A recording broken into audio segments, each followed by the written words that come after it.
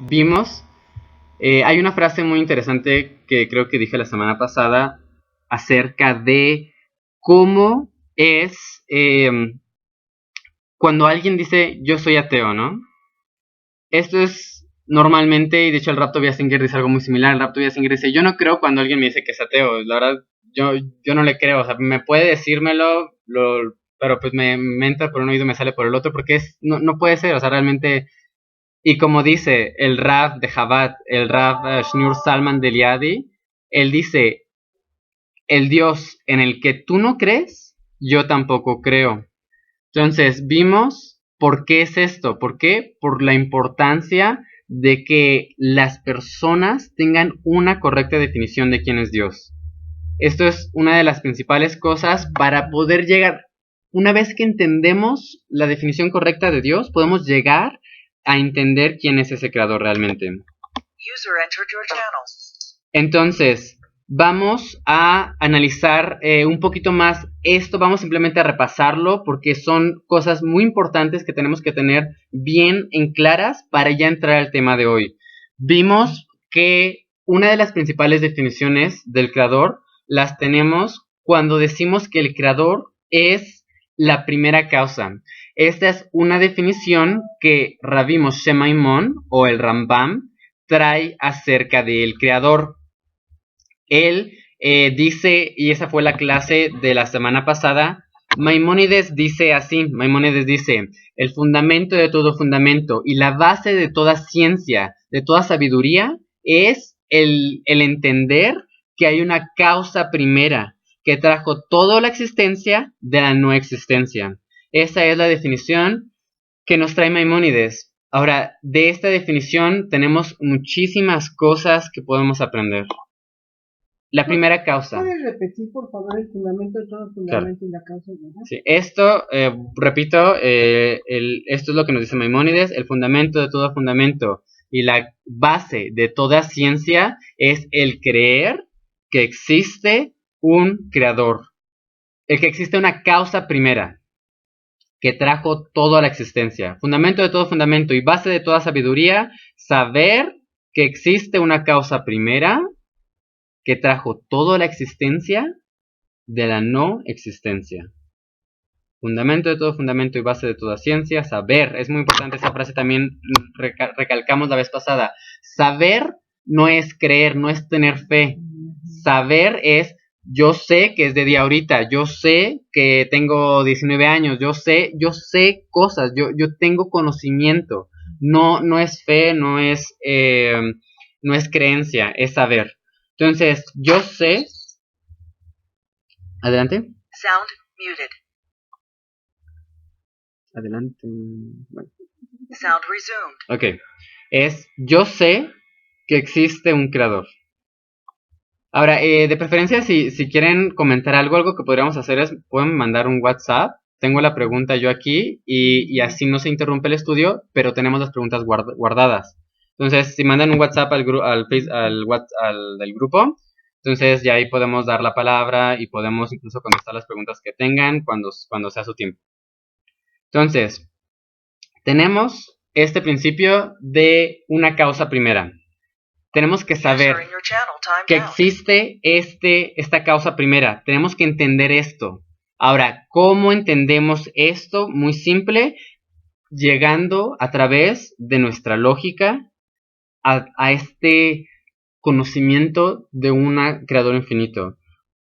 La línea de pensamiento que vamos a seguir va a ser gracias a esta definición que nos trae Maimónides. Maimónides nos dice en este momento que él es una causa primera. Ahora, ¿qué significa eso? Lo vimos la semana pasada de palabras del Jobot a Levavot, los deberes del corazón de Rabino Bejayem y Ben Pekudam. Rabino Bejayem y Ben Pekudam nos dice así, él nos trae pruebas de la existencia del creador a través de 3 argumentos lógicos que vimos la semana pasada. Los argumentos lógicos son estos. El primer argumento lógico es que nada puede ser creado por sí mismo. Todo tuvo que haber sido traído a la existencia. Nada puede ser creado por sí mismo. Esto es el fundamento. ¿Por qué? Porque esto nos dice que antes de ti tenemos que llegar hasta un punto en el cual hay algo que nos creó. Hay alguien que nos creó. ¿Por qué? Porque yo no me pude crear por mí mismo. Y vimos también que hoy en día la comunidad científica ha aceptado esto como lo más lógico, que hay un principio, lo cual no fue siempre así. Antes, sabemos, se creía que existía que el mundo era eterno. Aristóteles era uno de los partidarios principales de esta teoría. Él decía, no, el mundo siempre ha estado aquí y Dios también siempre ha estado aquí, porque él también creía en Dios, pero él no podía entender cómo hay cosas en el mundo malas. Él no entendía este concepto de que haya posiblemente desastres naturales. Él decía, ¿cómo puede ser si un Dios todopoderoso y misericordioso, cómo puede ser que él tenga, provoque todo este mal que vemos en el mundo y todos estos problemas que tenemos? ¿Cómo puede ser? Decía él. Muy simple. Para él dijo, no, bueno, este mundo siempre ha existido y Dios llegó y lo encontró y empezó a actuar en él, ¿no? Y creó al ser humano, pero el mundo siempre existió. Eso es lo que decía Aristóteles antes y lo que la mayoría de los científicos estaban con él. Hoy en día, la teoría más aceptada es la teoría de Big Bang. La teoría del Big Bang que nos dice que hubo un principio, hubo un momento en el cual tanto tiempo como materia vinieron a la existencia. Esto también dijimos que esto es algo que ya nos había dicho el Ramban Nachmanides hace más de 800 años. Él lo comentó en su comentario a la Torá. Él nos dice, claro que sí, desde que nos dice Génesis, Bereshit, desde que nos dice Bereshit bara Elohim, en el principio creó Dios los cielos y la tierra. Ahí nos está hablando a simple vista de la creación de la materia, pero también nos está hablando de la creación del tiempo. La palabra Bereshit es lo que nos dice que el tiempo y la materia están ligados uno con el otro y empezaron en el mismo momento. Entonces, este concepto lo tenemos bien estructurado también con Einstein. Einstein fue el que lo trajo también a la ciencia y el que dijo, primeramente, la materia y el tiempo están ligados, y Einstein se llevó el crédito. Ahora, todo esto nos lleva a entender esta primera definición y más importante que podemos tener acerca del creador, que es la causa primera. ¿Por qué? Porque si decimos que el tiempo y el espacio empezaron en un momento, significa, y si decimos que algo tuvo que haberlo traído a la existencia, significa entonces que tiene que haber un creador que trajo todo a la existencia y que está fuera de tanto el tiempo como el espacio como la materia. Ese creador trajo todo a la existencia de la no existencia por pura voluntad propia, sin absolutamente nada externo a él, porque no había absolutamente nada más que él en toda esa infinitud. Él únicamente creó todo cuanto existe sin ninguna influencia, por lo tanto podemos decir que él lo creó. ¿Por qué? Por su voluntad, por su libre voluntad. Ahora, este concepto es muy importante, porque también, ¿por qué Aristóteles creía que el mundo era eterno? Porque él decía también, bueno, si Dios es eterno, el mundo también debe ser eterno. ¿Por qué? Porque algo que es perfecto no cambia de pensamiento, no cambia de ideas. Algo que es perfecto no cambia, siempre se mantiene. Por eso mismo decimos, cualquier perfección que se encuentra en este mundo es imperfección comparada a la perfección del Creador. Toda perfección que se halla en este mundo es imperfección comparada a la perfección del Creador. ¿Por qué? Porque todo cuanto está en este mundo está limitado. Todo cuanto está en este mundo es divisible. Por lo tanto, cambia. ¿Qué significa que es divisible? Todo en este mundo puede ser divisible infinitamente. No hay fin a las divisiones que la materia puede tener. E igualmente el tiempo. Pero esto no es así con el creador, con algo que no es materia, porque si decimos que el creador está fuera de la materia y del tiempo, él está fuera de todos estos conceptos, por lo tanto, él no es divisible, él no tiene cambios, él no tiene forma física, él no tiene absolutamente nada de estas definiciones de la creación. Y lo pusimos de una manera muy simple, dijimos, imagina, hay dos ámbitos. Uno es el ámbito de el creador y otro es el ámbito de la creación. Son dos cosas totalmente distintas. Todo cuanto está en la creación no es el creador. Y todo lo que se podría decir que es el creador no es creación. Son dos cosas totalmente distintas. Ahora el Rav Natan Menashe en su clase de los 13 principios pone un ejemplo muy interesante para ver qué tan lejano está el concepto de un creador. Él dice, ¿qué sentido tiene si yo digo la frase, el color azul es honesto? El color azul es honesto. Eso no tiene sentido. ¿Por qué? Porque estamos hablando del ámbito de los colores y estamos hablando del ámbito de los valores. Uno no se relaciona con el otro.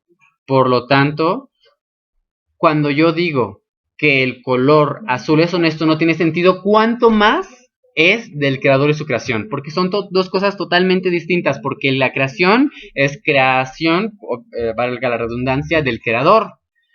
Uno no es el otro y el otro no es uno. Entonces, tenemos de este concepto muchísimas definiciones, muchísimos conceptos que podemos lograr entender un poquito de lo que es el creador. Esto es algo que nos trae también a la idea de que el creador no necesita absolutamente nada. Esto también lo trae Maimónides en el texto de Maimónides. Él lo dice que Maimónides es la primera causa y que todo depende de él, pero él no depende de nada. Y lo pone así Maimónides en su Mishneh Torah, Ilhot,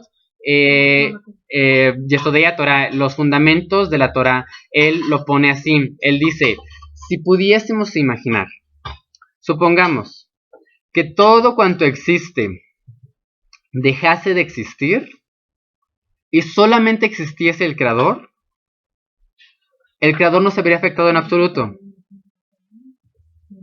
Amén. Y si pudiésemos suponer que el creador dejase de existir, todo cuanto existe dejaría de existir automáticamente. Vuelvo a repetir estos dos conceptos. Si suponemos que toda la creación dejase de existir, cesara de existir, todo cuanto existe también dejaría de existir. El creador no dejaría de existir. Si toda la creación dejase de existir, el creador no se vería afectado en lo absoluto. El creador seguiría siendo el mismo, sin cambios, sin absolutamente nada. ¿Por qué? Porque él no depende de su creación. Pero si pudiésemos llegar a suponer que el creador dejase de existir, todo cuanto existe automáticamente dejaría de existir. ¿Por qué? Porque el creador es el que sustenta todo cuanto existe. Ahora, ¿esto cómo lo podemos entender? También lo dijimos la clase pasada, pero con otras palabras. La clase pasada dijimos que en la creación tenemos lo que es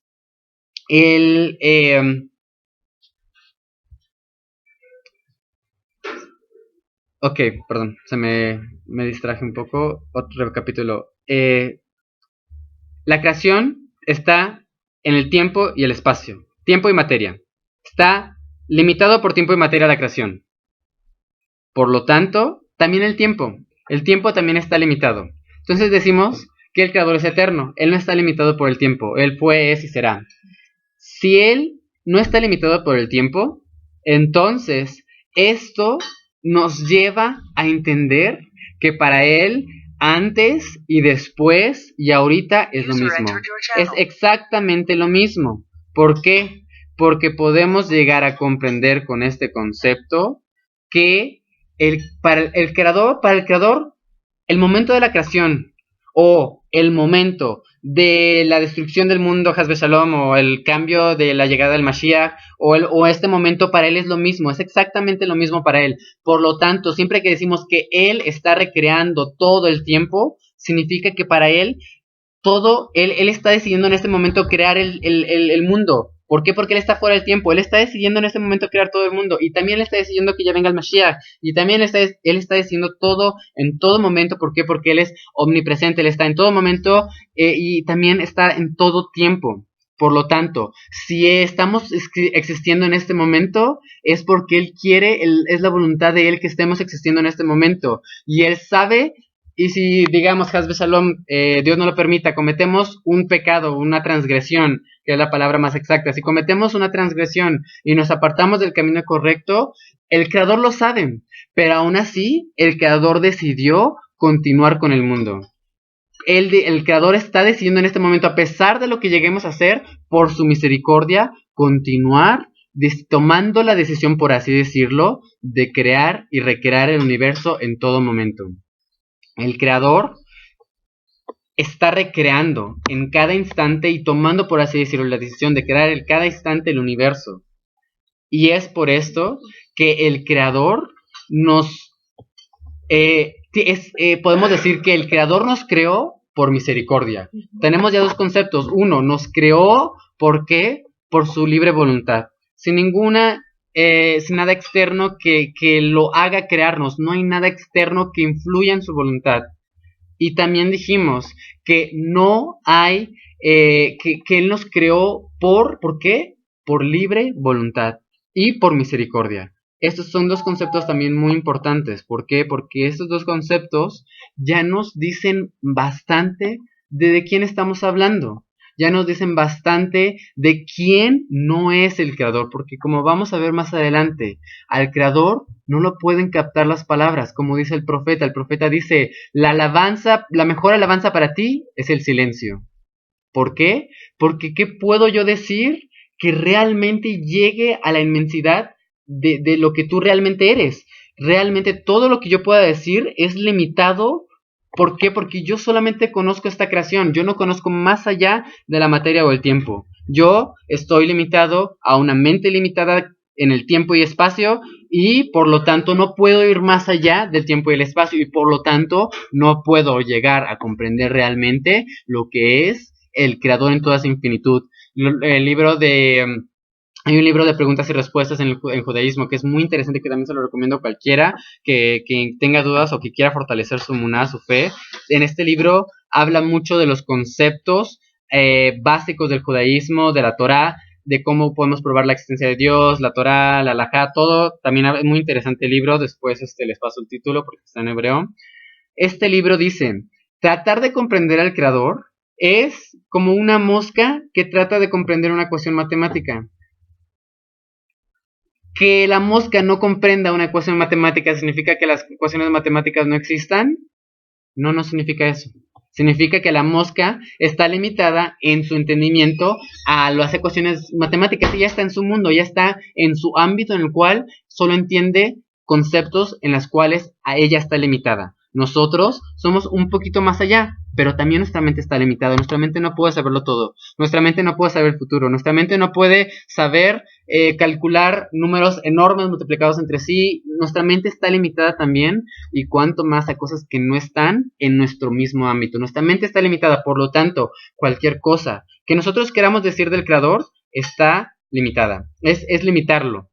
¿Por qué? Porque el Creador va más allá de todo cuanto existe en este mundo, todo cuanto existe en el tiempo.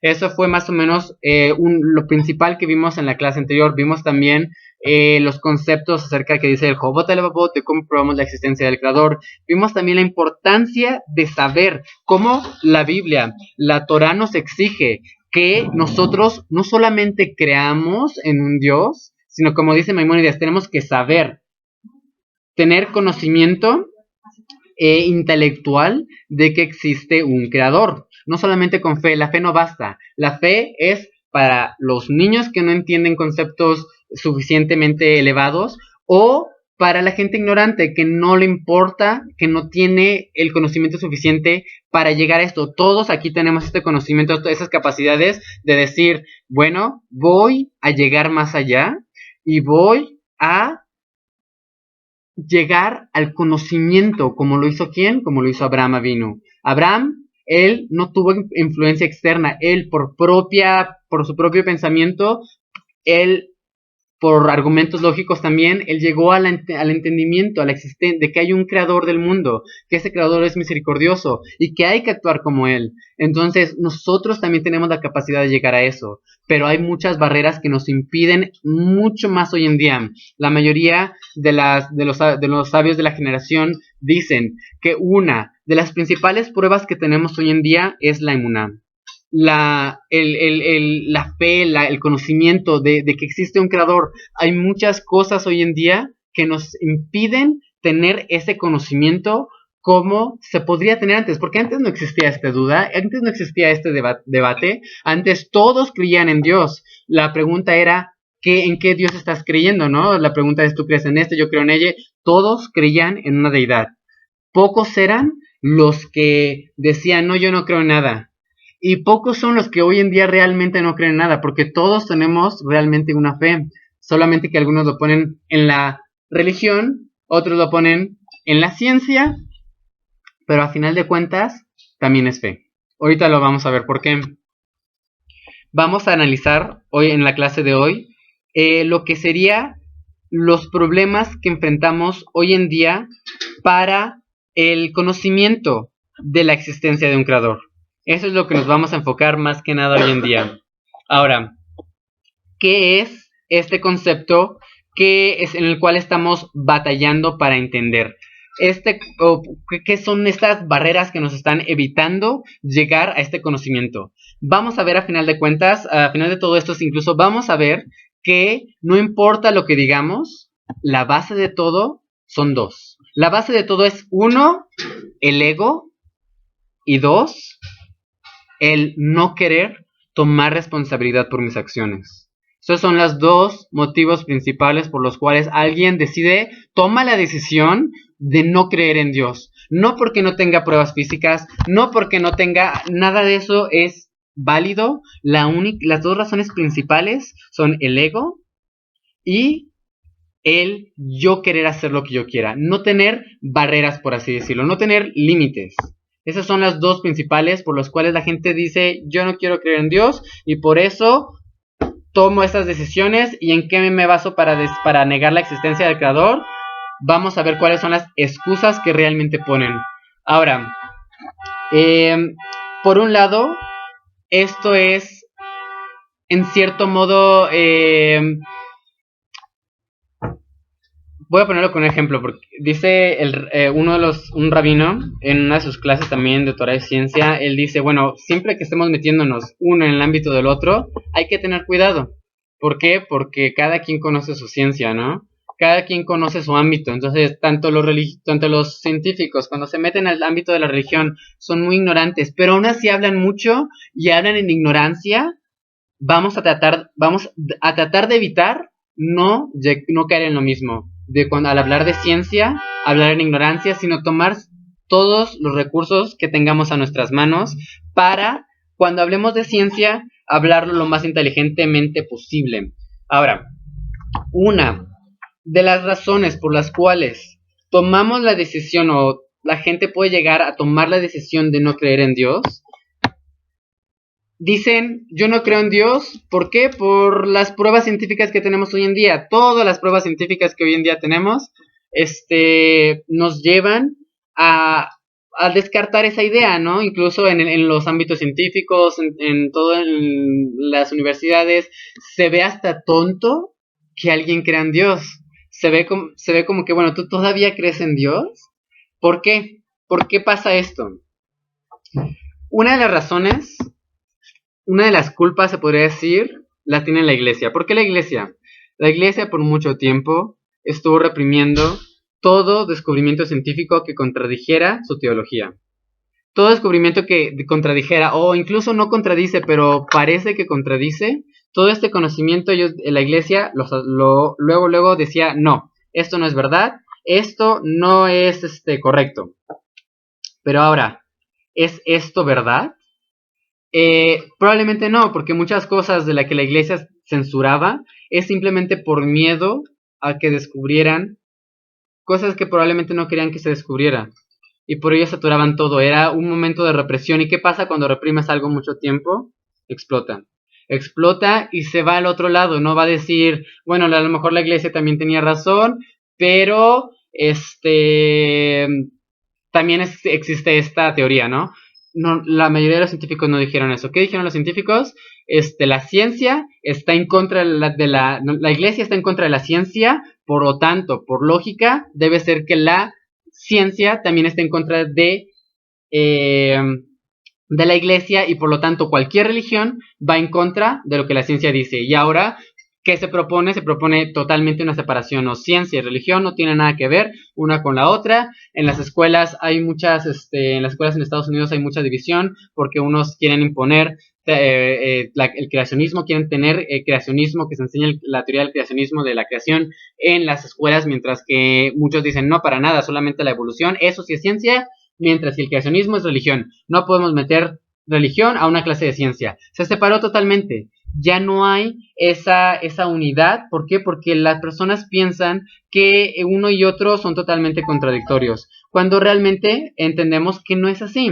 Realmente podemos ver hoy en día principalmente cómo es que todo lo que la ciencia va descubriendo, la Biblia, principalmente refiriéndome a los 24 libros de lo que se conoce como el Antiguo Testamento, todo se va, cada vez más se va encontrando pruebas a lo que ella decía. Entonces, esto es algo que apenas empieza a ver hoy en día, esta mezcla un poquito en algunos lugares de ciencia y religión. ¿Por qué? Por lo mismo, antes se veía la ciencia y la religión totalmente separados una de la otra. Ahora,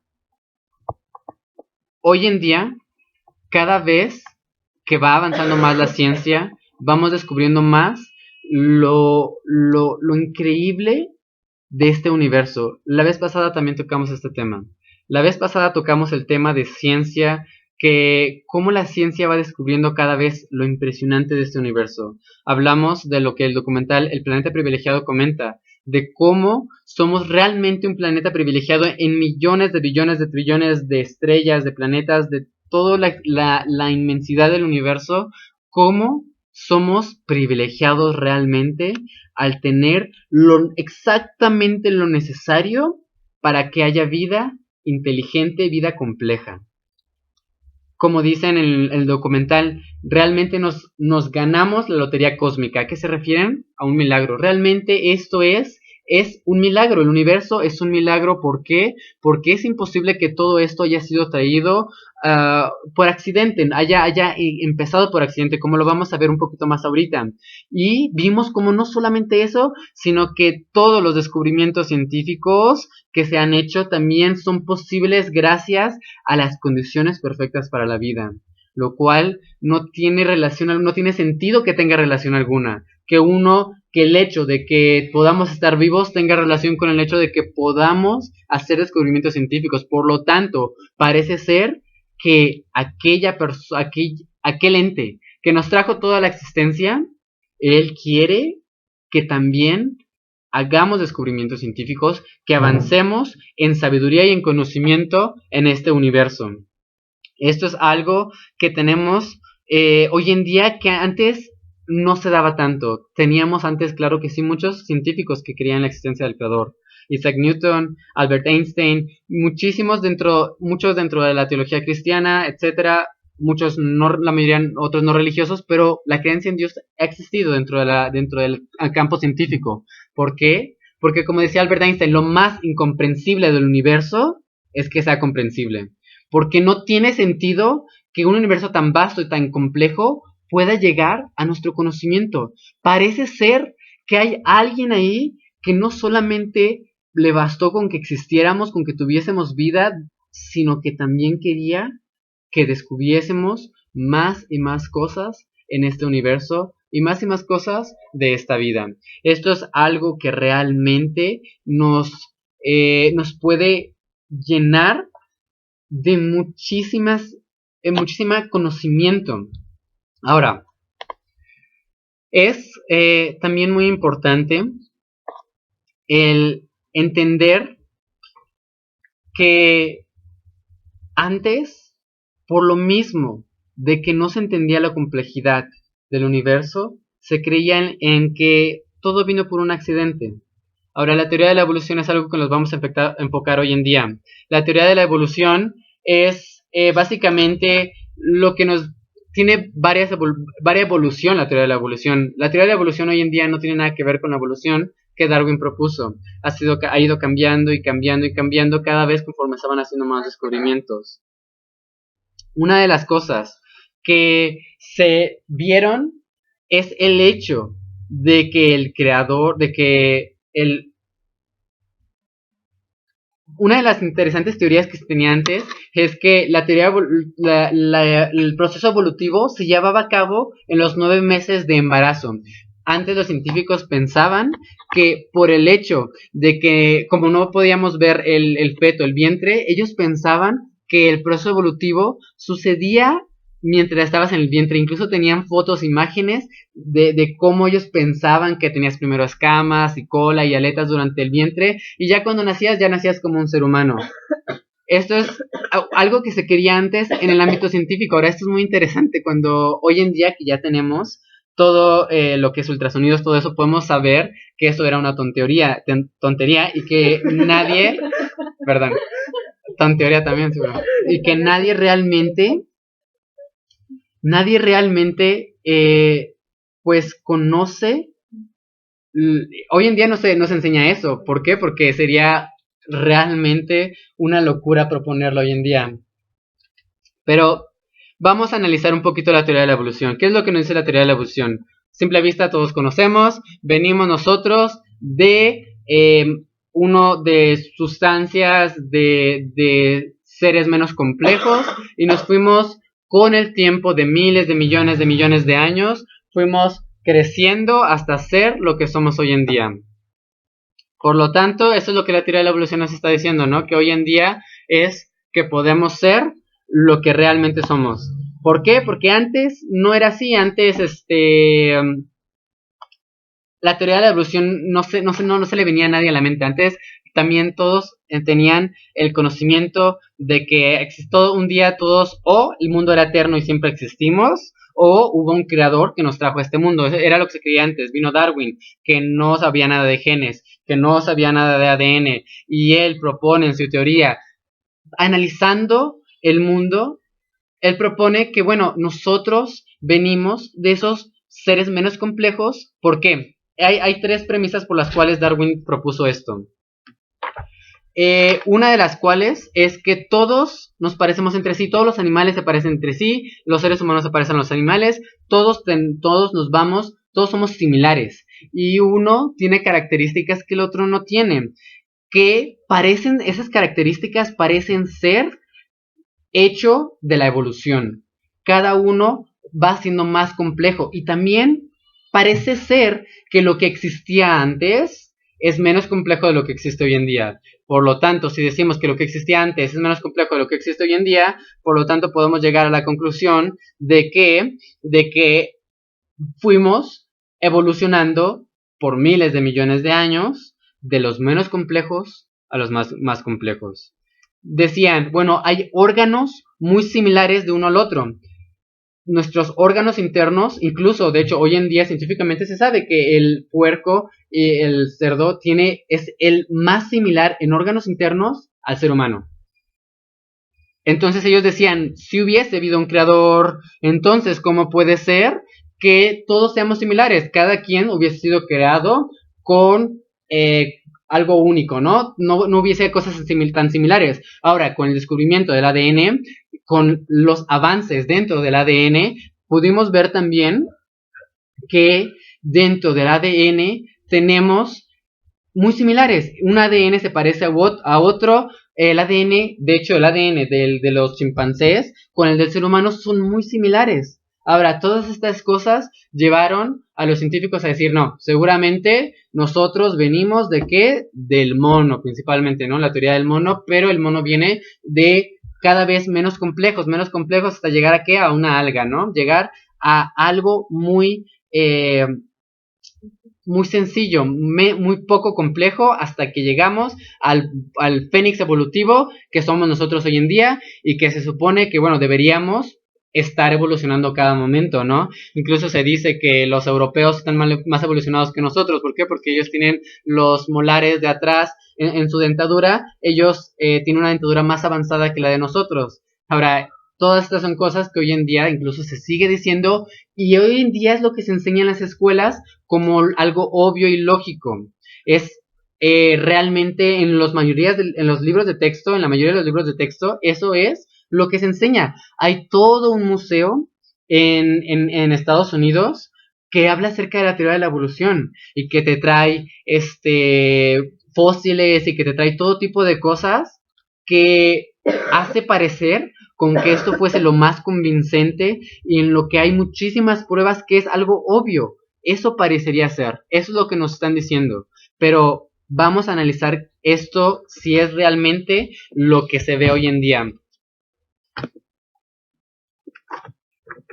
Porque también tenemos algo, hay una frase muy interesante que dice que nosotros tenemos que analizar la verdad por lo que es.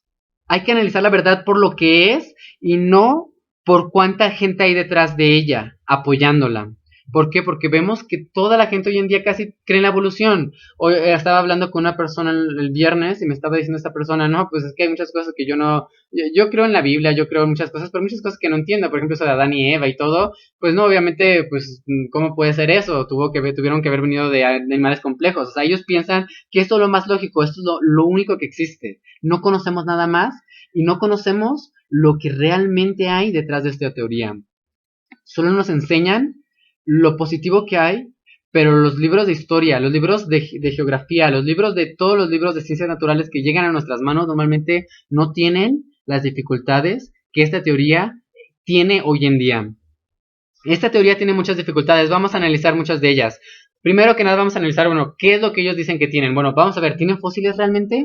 O vamos a ver, ¿tienen realmente algo en que apoyarse? ¿Tienen pruebas científicas? ¿O qué pasa con el mundo que nos dicen que tiene muchísimos años? ¿Eso también nos dice algo?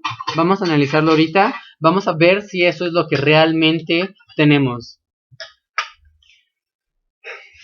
Ahora, una de las dificultades más importantes es el hecho de la complejidad del universo. El hombre desconoce muchísimo más de lo que hoy en día conoce. Y ahora, no importa quién está detrás de esa verdad, eso no lo hace más verdadero. No importa cuántas personas estén detrás de esa verdad, eso no lo hace más verdadero. La verdad se tiene que medir por lo que es realmente, por lo que nos trae la verdad. Entonces dice así: de hecho, muchas de las conductas morales que tenemos hoy en día vienen también parte de esta teoría. Hoy en día vemos cómo está desvalorizada la vida, cómo la vida parece no valer absolutamente nada para muchas personas. ¿Por qué? Porque pues a final de cuentas, si tú vienes de una alga, tienes la misma importancia de una alga. Por lo tanto, ¿qué importancia tiene si yo aplasto una alga o aplasto un ser humano? Es exactamente lo mismo, porque uno no tiene más propósito que otro, uno no tiene más divinidad que otro, mucho menos. ¿Por qué? Porque esto es más aún lo que no tiene sentido, no tiene propósito. La vida no tiene un propósito si venimos por un accidente. Un momento. Pensé que la querían abierta.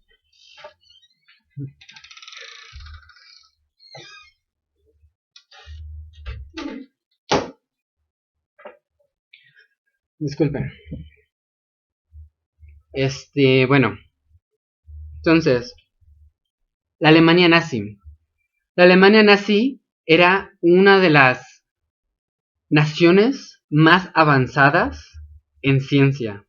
eran una de las potencias más grandes también, porque los científicos más grandes, los descubrimientos más grandes sucedieron en Alemania, justo antes y durante el Holocausto y la Segunda Guerra Mundial. Ahora, la conducta de los nazis es un resultado lógico de la doctrina de que el hombre es un animal más complejo y avanzado. Porque, como dijimos, así como puedes destruir un alga sin ningún remordimiento, puedes destruir también un ser humano sin ningún remordimiento. La moral de la gente intelectual, entre comillas, no viene de su mundo científico. La moral de la gente, si la gente hoy en día tiene moral, porque muchas veces, este es un mito que también trae el Rav Elisha Kaufman él tiene clases de varios mitos que hay en la sociedad hoy en día, en la sociedad contemporánea. Uno de los mitos es que si yo estoy más enfocado en las ciencias, en las artes, si yo toco ciertos instrumentos o me gusta la música clásica, la disfruto, yo soy una persona más moral. Pero eso no es cierto. Eso puede estar muy alejado de la verdad. Y dice el libro La alegría del conocimiento verdadero, del Rav Avigdor Miller, que es uno de los libros que más voy a estar basando la clase de hoy en día. Este libro es realmente un alivio para el alma y tiene respuestas a todas las preguntas cuando se trata de emuná, de fe, la alegría del conocimiento verdadero. Es realmente un libro impresionante. Ahora, este libro, en Rav Avigdor Miller nos dice muy bien, la moral que tienen muchos de estos científicos, lo más probable es que venga de sus padres, de sus hermanos, y también lo menciona el Rav Elisha Kaufman en su clase. Va a venir de esas personas que algún día sí fueron religiosas y sí creían en un Dios. ¿Y qué pasó? Llegó un punto en el cual ellos se alejaron de la religión y se alejaron de todo ello y decidieron enfocarse únicamente a la ciencia. ¿Y qué fue lo que pasó? Permanecieron con la moral de sus padres, de sus hermanos y todo ella, no por la ciencia, sino a pesar de ella. Porque la ciencia no se encarga de la moral y no tiene nada que ver en la moral.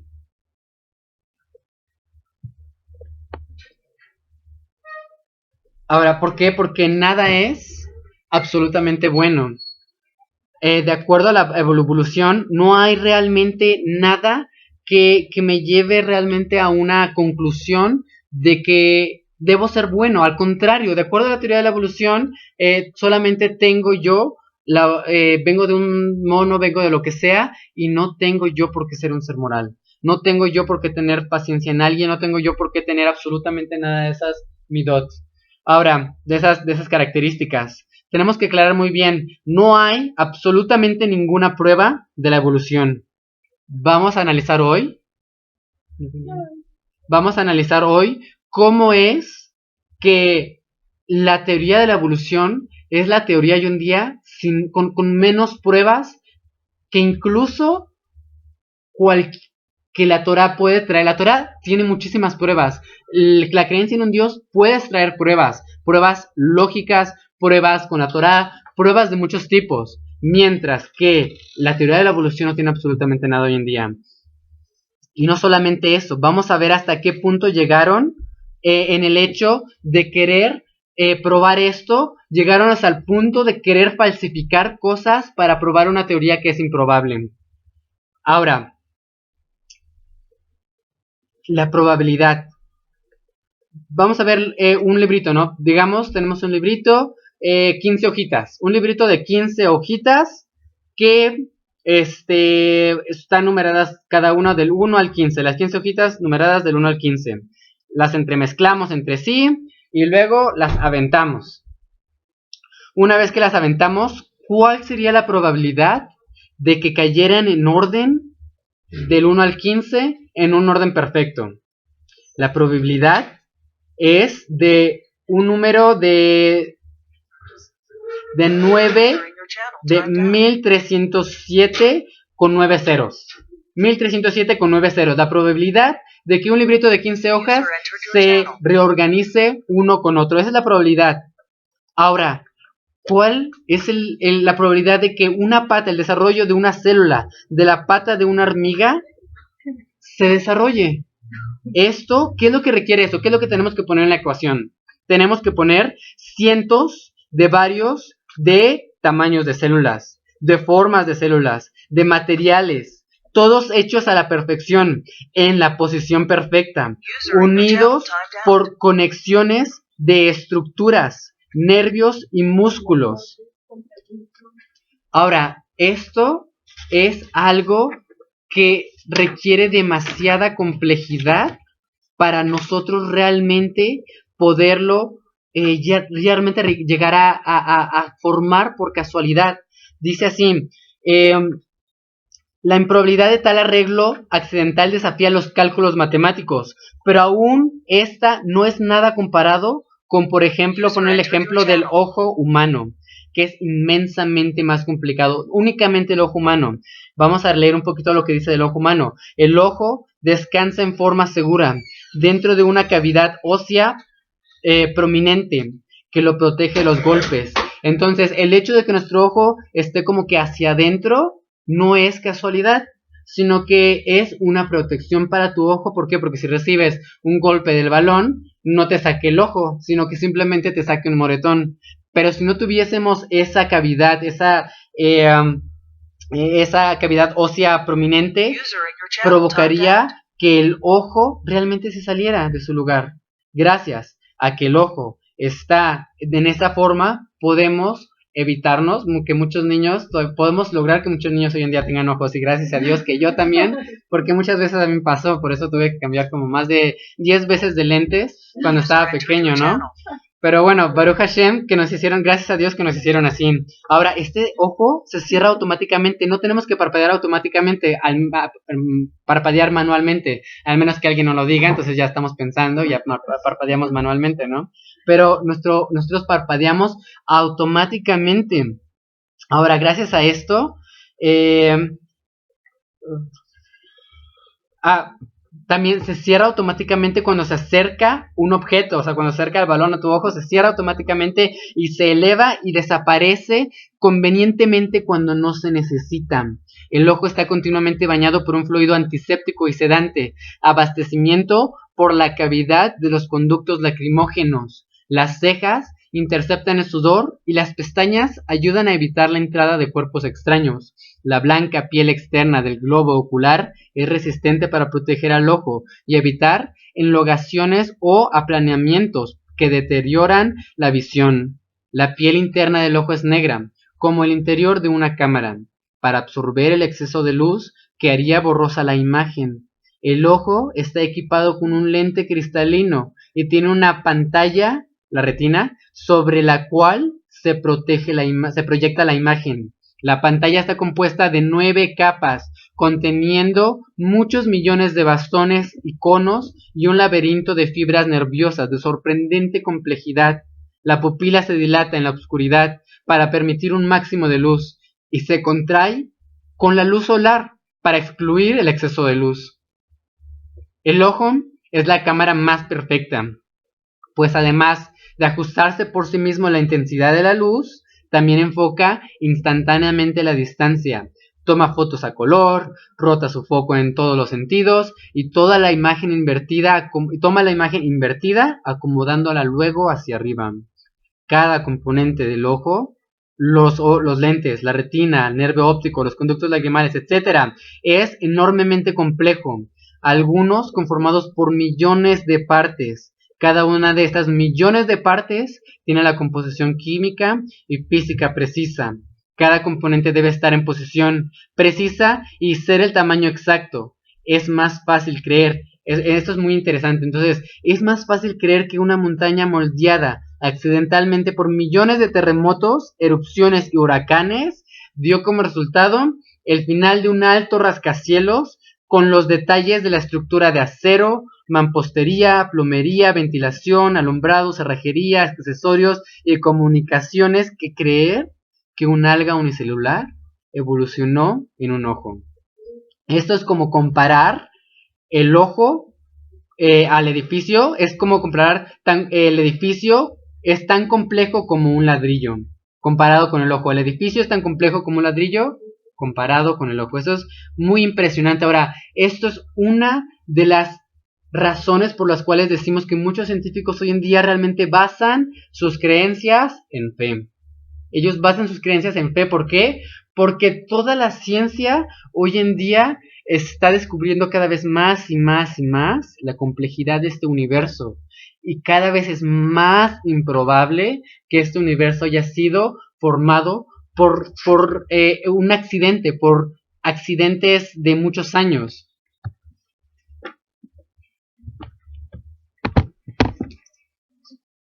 Ahora,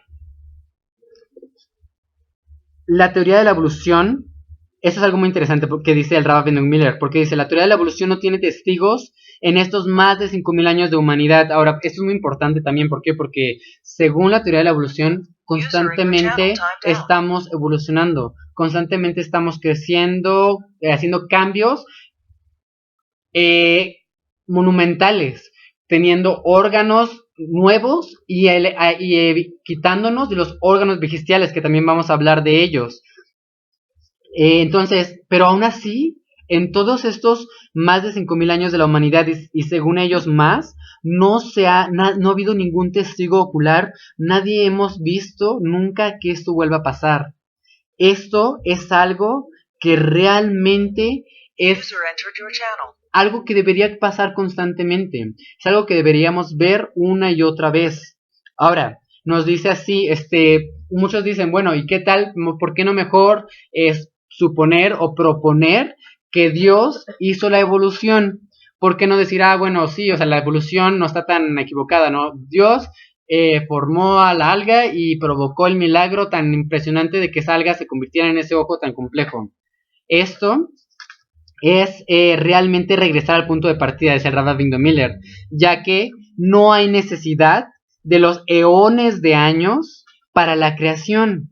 Realmente el hecho, primero que nada también es importante recalcar este punto antes de continuar, el punto que dicen los científicos de que no, el mundo es muy muy muy complejo y cómo llegó a ser tan complejo, se crearon en muchísimos de años. Y la discusión eterna que dice, no, el mundo tiene billones de años, no, tiene miles de años. Esto es algo que es irrelevante para esta discusión. Vamos a tocar el tema Bezrat Hashem hoy, al final del punto, pero que sepamos desde el principio, desde este momento, es irrelevante. No importa si el mundo tiene millones de años o el mundo tiene nada más 5.765 años y 4 días. Vamos a ver ahorita por qué digo esto. Vamos a ver por qué, bueno, dice el Génesis, nos dice que son 6 días. Cómo es que no importa. Vamos a analizar esto. Cómo es que no es una contradicción. Vamos a analizarlo Bezrat Hashem al final de la clase. Pero aquí ya nos empieza a contestar un poquito esta pregunta. Nos dice, ¿no hay necesidad de la creación que tenga eones de años para la creación? Eso no es necesidad. No es necesario esto para el universo. El objetivo de la teoría de la evolución es evadir la presencia de Dios. Para eso es la evolución. No tenemos ningún otro motivo o propósito del por qué la evolución hoy en día está en circulación. La única razón, ¿qué es lo que pretenden los evolucionistas? Al aferrarse con toda su fe, al decir anima, munash lema, al decir yo creo con fe perfecta de que la evolución sucedió. ¿Por qué dicen eso los científicos? Porque ellos quieren evadir la presencia de Dios. ¿Por qué? Porque si yo creo que existe un creador, tengo algo que hacer. No es como la gente apática, que eso es lo peor de todo. La gente apática es lo peor que puede haber. ¿Por qué? Porque una cosa es el decir que haya gente que trate de buscar la verdad y ahorita, lamentablemente, no sé, creyendo en la teoría de la evolución. Eso es una cosa. Al menos, si Dios quiere y se esfuerza como tiene que esforzarse, algún día va a llegar a la verdad. Pero, si esta persona está diciendo, no, yo creo en la teoría de la evolución, y ¿por qué? Porque eso es lo más lógico y realmente detrás de eso hay una apatía por querer buscar la verdad. Entonces, lo único que esta persona va a lograr es quedarse ahí toda su vida y aunque crea en Dios, hay personas que creen en Dios y no hacen nada al respecto. ¿Por qué? Porque eso es apatía. No me importa realmente si existe un Dios o no, no implica nada en mi vida. Eso no conocen. ¿Por qué decimos otra vez? La definición de Dios no es la misma. ¿Por qué? Porque si yo creo en un Dios, ese Dios exige algo de mí. Y yo tengo que buscar qué es lo que ese Dios exige de mí. Pero si yo quiero hacer lo que se me pegue la gana, entonces voy a buscar todo lo que tengo en mis manos para probar que ese Dios no existe. Y aunque me tenga que aferrar con toda mi fe en que a pesar de que no tenga pruebas, a pesar de que todas las pruebas estén en mi contra, me voy a aferrar con emuná shlema, con fe completa, ¿de qué? De que la teoría de la evolución es correcta. Entonces, la teoría de la evolución no viene aquí como una teoría científica realmente con bases o con fundamentos, no. La teoría de la evolución simplemente tiene el propósito de evadir el que haya un creador, que haya una existencia más allá. Ahora, esto es importante, porque el hecho de decir que el mundo tiene millones y millones y millones y millones de años no contesta absolutamente nada a nuestra pregunta. ¿Por qué? Porque si un frasco se vuelca sobre una hoja de papel formando manchones nada más, sabemos que fue un accidente. Pero si vemos una hoja de papel que tiene la palabra de 4 letras gato, sabemos que hay alguien detrás de eso. Sabemos que no fue el resultado de un accidente. Las formas de las letras y su disposición indican un plan y propósito. No existe plan y propósito sin inteligencia. Eso es muy importante. No existe plan y propósito sin inteligencia. Ahora, pero sin lugar, dice aquí, vamos a seguir un poquito más. Quiero poner este ejemplo. Si seguimos un poquito más en la complejidad de este universo, si en lugar de encontrar una palabra, encuentras toda una oración que expresa una idea, solo una mente deshonesta podría negar que es el trabajo de un ser pensante. El pelo de un gato contiene mucha más planeación ingeniosa que una página escrita. El pelo está arraigado en un diminuto pozo de aceite. Sus capas están arregladas simétricamente de modo que van adelgazándose al acercarse al extremo. Una verdadera proeza de construcción y planeación intencionadas. Es de material flexible, resguarda del frío y conserva el calor interno, se autolubrica, puede renovarse desde la raíz, es resistente al agua, protege a la piel contra golpes y desgaste y en muchos casos proporciona una coloración protectora. Así, incluso la coloración tiene un propósito, no solamente están pintados para que nos veamos bonitos, sino porque tiene un propósito. Así un solo pelo habla con claridad inequívoca de la vasta sabiduría que lo planeó. Entonces, ¿cuántos ensayos de biblioteca entera de libros se expresan en el animal como una unidad entera? Hasta el hombre ignorante se queda atónito ante los milagros de la sabiduría mostrado en cada ser vivo. Los ojos del gato están diseñados especialmente para la visión nocturna. Sus bigotes intensifican la función del olfato. Posee filosas dagas de resistente queratina, que pueden retraer y mantener ocultas cuando no la necesitan. Y para evitar que las pisadas del animal sean escuchadas por su presa. Es obviamente un animal creado. Es obviamente un animal creado con el propósito de destruir ratones. Es una criatura limpia, que ejecuta todas sus funciones corporales secretamente y limpia su pelaje con la lengua, como es propio de un miembro de la casa. Entonces, realmente, con todas estas cosas vemos el hecho de que la creación tiene un plan y propósito. Un plan y propósito y que cada una de las creaciones dependen una de la otra. Cada una de las creaciones va a depender una de la otra. Pone aquí un ejemplo muy interesante de las plantas, las semillas, cómo necesitan del viento, cómo necesitan de caer en la tierra, cómo la tierra es la única que puede destruir la semilla, pero nada más que no puede destruirlo. Cómo todo es impresionante querer decir que todo esto fue creado simplemente por casualidad. Ahora, es muy interesante porque si uno vamos a poner el ejemplo de un ciclo natural de la abeja que poliniza, que lleva para las plantas necesitan de la abeja y la abeja necesita de las plantas. Entonces, si uno de ellos faltara, el plan entero quedaría frustrado. Así es en toda la creación. Todos nos fuimos enseñados en la escuela que hay ciclos de la naturaleza. ¿Qué significa esto? Que una de las cosas está dependiendo de la otra. para su existencia. ¿Qué significa esto? Que si pudiésemos nosotros suponer que una no existía antes, la otra tampoco podría haber existido. Y si todo fuese por casualidad y por un error, entonces realmente nunca pudiesen continuar existiendo, porque una necesita de la otra para existir. Y si decimos que la abeja no existía antes o que las plantas no existían antes, la abeja tampoco hubiese podido subsistir y las plantas tampoco hubiesen podido subsistir. Es algo, entonces dice, la abeja...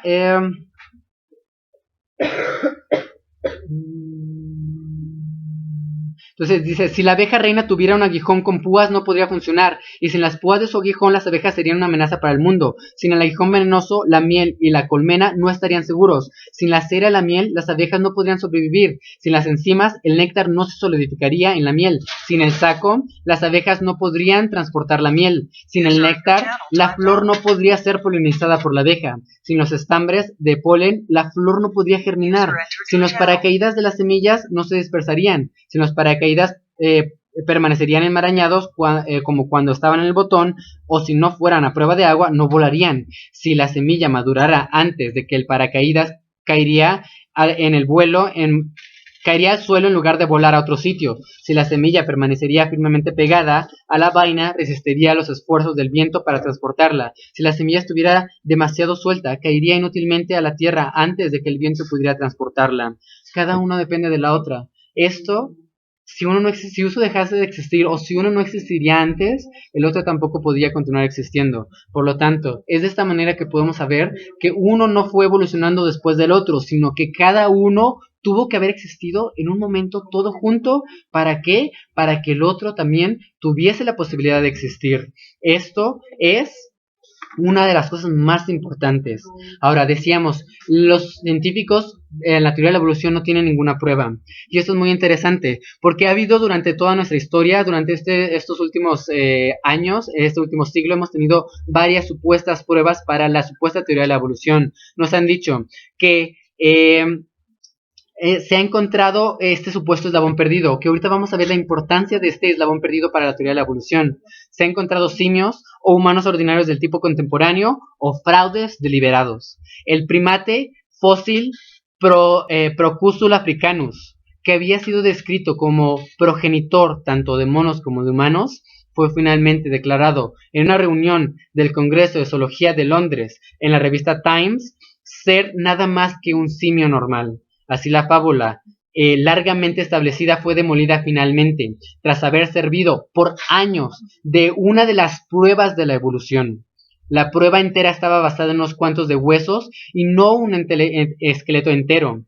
Pero cuando finalmente encontraron la cabeza y antebrazo del procósul, revelaron que el fósil pertenecía definitivamente a un mono. Y hay otro caso. Encontraron al hombre neandertal, un hombre encorvado similar a un mono, exhibido permanentemente durante medio siglo en un museo. Fue esclarecido por la misma conferencia de Londres en la revista Times como un hombre moderno, común y corriente. Y la postura encorvada, con las rodillas dobladas, que habían pertenecido hasta ese día a una posición similar a la de un simio, fue declarada finalmente como el efecto de la vejez y la artritis. De este modo, dice el Rabbi Bingo Miller, cualquier anciano de nuestros tiempos, encorvado por la artritis y por el paso de los años, sería señalado por los evolucionistas como el eslabón perdido, especialmente si posara desnudo con un hacha de madera en su mano, con cabellos y barba crecidos durante años para hacerlo más auténtico. Estas son las pruebas que tenemos de la evolución. Ahora, en el mismo año, en 1911, el debut del hombre neandertal se anunció otro gran descubrimiento del hombre de Piltdown. Por 50 años su retrato dibujado, como si se le hubiese tomado una foto mientras vivía, adornaba los libros de historia de todos sus hijos, a pesar de que el hallazgo consistía en nada más que una quijada y un diente. Había réplicas de la quijada en 300 museos alrededor del mundo para la edificación del público. Finalmente, en octubre 22 del 53 se descubrió y admitió públicamente que la quijada no era un fósil, sino que pertenecía a un mono que había muerto 50 años atrás, que el diente había sido alisado con una lima para ayudar al engaño, y que todo había sido teñido químicamente para aparentar antigüedad. Estas son las pruebas que tenemos y eso es lo que le enseñan a tus hijos en la escuela. Como si fuese ciencia, como si fuese algo ya conocido. Y esto es algo realmente triste, porque toda la juventud, toda la gente, esto lo tiene como algo lógico, como algo obvio. Ahora, la refutación más obvia en contra de la teoría de la evolución del hombre es el hecho indudable que en el mundo lleno de seres humanos que son totalmente idénticos y pueden criarse juntos, no existe un subhumano o superhumano ni vivo ni en estado fósil. Ahora, ¿qué significa esto? De acuerdo a la teoría de la evolución, deberíamos tener, bueno, de acuerdo a la teoría de la evolución, hoy en día venimos de muchos de los monos. Y hoy en día tenemos a muchos monos viviendo con nosotros. Ahora, si la teoría de la evolución fuese cierta, entonces deberíamos tener a muchos subhumanos, a muchas de esas especies que supuestamente vivieron por mucho tiempo, por muchos millones de años con nosotros, deberíamos tenerlos con nosotros, aquí junto con nosotros, o como dijimos, deberíamos tener humanos que van más allá de nosotros, ¿no? Que tienen características mucho más avanzadas, pero no es así. No tenemos absolutamente nada de eso. ¿Dónde están los cientos de variadas especies de subhumanos que no evolucionaron en el hombre? ¿Qué pasó con los restos? Porque también es esto.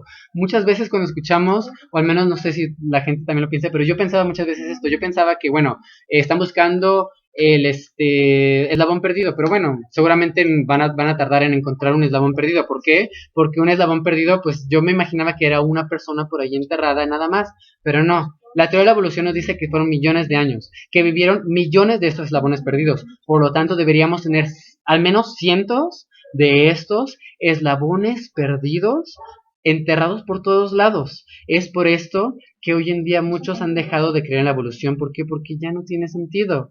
Hoy en día la evolución no tiene nada más. Nada, no tiene absolutamente nada, no tiene más que falsificaciones, retratos imaginarios, pero no tiene pruebas contundentes de un eslabón perdido. Y esto es algo que deberían abundar en número, es algo que deberíamos tener constantemente. ¿Qué pasó con estos restos? Por todas partes deberían hallarse sus huesos, pero no se han encontrado ni uno solo de estos legendarios eslabones perdidos. Incluso si sus huesos pudieran haber desaparecido sin dejar rastro alguno, sus descendientes deberían encontrarse vivos por todo el mundo. ¿Consideran el dilema de los evolucionistas? Sería totalmente imposible, aún de acuerdo a ellos, que dos diferentes especies hubiesen evolucionado por accidente en un hombre idéntico. No hay variaciones del hombre, pues todas las razas del hombre son exactamente idénticas. Esos son varios problemas que enfrenta la evolución hoy en día. No hay variaciones del hombre, todos todos tenemos la misma composición.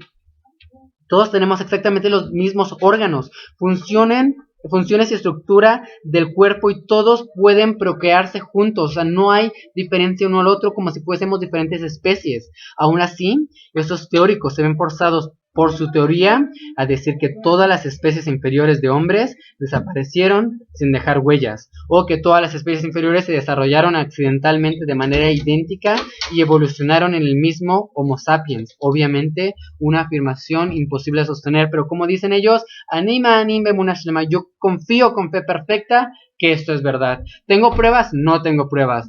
¿Tengo muchas cosas en mi contra? Sí, pero ¿qué? No quiero creer en un Dios, por lo tanto, no quiero creer en un creacionismo, por lo tanto, voy a forzar cuantas pruebas tenga para creer que existe un Dios. Del mismo modo, los hombres prehistóricos, que supuestamente existieron, no se ha descubierto ninguno ni vivo ni muerto, mientras que sí han encontrado muchos cuerpos humanos ordinarios fosilizados. Ahora dice, esto es algo que nunca llega a los libros que tenemos en las escuelas o en los periódicos. No lo vemos constantemente, dice Rabbi Avigdor Miller. La verdad es siempre menos interesante. Hay un libro, hay un profesor Gentry, el profesor Robert Gentry, un científico que también es cristiano. Él tiene documentales en YouTube muy interesantes que lo recomiendo igual que lo vean, que se llama, creo que Huellas de la Creación. En inglés es Fingerprints of the Creation y La Edad del Mundo, que no sé si está en español. Él trae varias pruebas de que la edad del mundo es muy poca. Después vamos a hablar de eso. Solamente lo traigo a él, ¿por qué? Porque él trató de entrar a una universidad, que lo contrataron a una universidad y no lo quisieron contratar. Pero el director fue muy honesto, fue muy honesto, porque ¿qué dijo el director? El director dijo esto: mira, a mí no me conviene lo que tú estás estudiando. Si tú estás estudiando que el mundo tiene pocos de años. Ahora, si tu teoría es verdad y tú llegas a probar esta teoría, entonces, para mí, no me conviene. ¿Por qué? Porque los fondos a mi universidad se van a ver disminuidos. Entonces, si llegas a probar algo de que el mundo es menos de millones de billones de años, a mí no me conviene económicamente, por lo tanto no te puedo contratar. Yo no puedo que tú estés investigando esto a mí en mi universidad. Lo siento, pero aquí no. ¿Por qué? Porque la verdad y el dinero, hay varios niveles, ¿no? Hay gente que para ellos la verdad es mucho más importante sin importar cuánto dinero o no dinero reciban, pero hay gente que para ellos el dinero es más importante. Por lo tanto, ¿cuáles son los fondos que están, cuáles son las investigaciones que tienen más dinero? Aquellas que te van a decir que el mundo tiene cuántos millones de billones de años. Por eso no vas a ver más que poca gente tratando de investigar la teoría contraria. Porque ellos no están investigando en base, no están yendo tratando de buscar qué es la respuesta. Ellos tienen su respuesta y en base a ello están tratando de hacer investigaciones que prueben lo que ellos ya tienen. Esto es algo que está pasando hoy en el mundo. Entonces, esto es en lo que nos estamos basando. Y ahora, si el mundo hubiese sabido de antemano estas locuaces analogías, serían rechazadas más tarde. La teoría de la evolución no hubiese ganado tal apoyo. Absolutamente la teoría de la evolución no hubiese sido lo que es hoy en día si supiésemos lo que hoy en día sabemos. Ahora, bueno, vamos a tomar un receso de 10 minutos, 15 minutos para que podamos tomar agua y vamos a seguir con esto más después. ¿Quieren comentar algo ahorita? Microphone muted.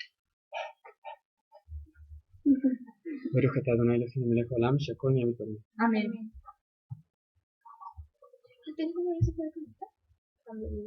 Pues sí, pero le voy a quitar los... O sea, es que ya descubrí cuál fue mi error. Huellas de la creación. Microphone activated. Disculpe. Microphone muted. Yo quisiera que me volviera a dar el nombre del libro, Huellas de la creación. Ah, no.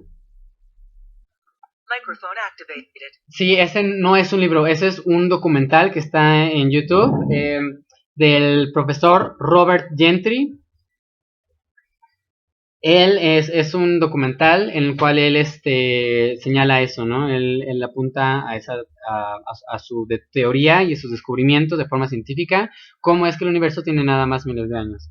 Los libros que he citado aquí son el de La alegría del conocimiento verdadero, del Rab Avigdor Miller, y también el otro libro que les debo el nombre, pero también hay otro libro que no está en las librerías aquí en México, pero se puede pedir por internet, que se llama En el principio, no me acuerdo cómo se llama el profesor Avieser, se llama el profesor Avieser, en el cual él pone cómo los 6 días de la creación concuerdan perfectamente con los descubrimientos científicos hoy en día. Es muy interesante ese libro, el profesor Avieser, en el principio. Lo pueden encontrar en librerías judías en internet. No, aquí en México no lo he visto, si alguien lo ha visto, me dicen. En inglés, no sé, me imagino que debe venir en inglés principalmente, pero no lo conozco. ¿Alguien más tiene una duda o pregunta? Ya los voy a escuchar, me estaba equivocando pero ya los voy a escuchar. Microphone muted. ¿El libro cómo se llama?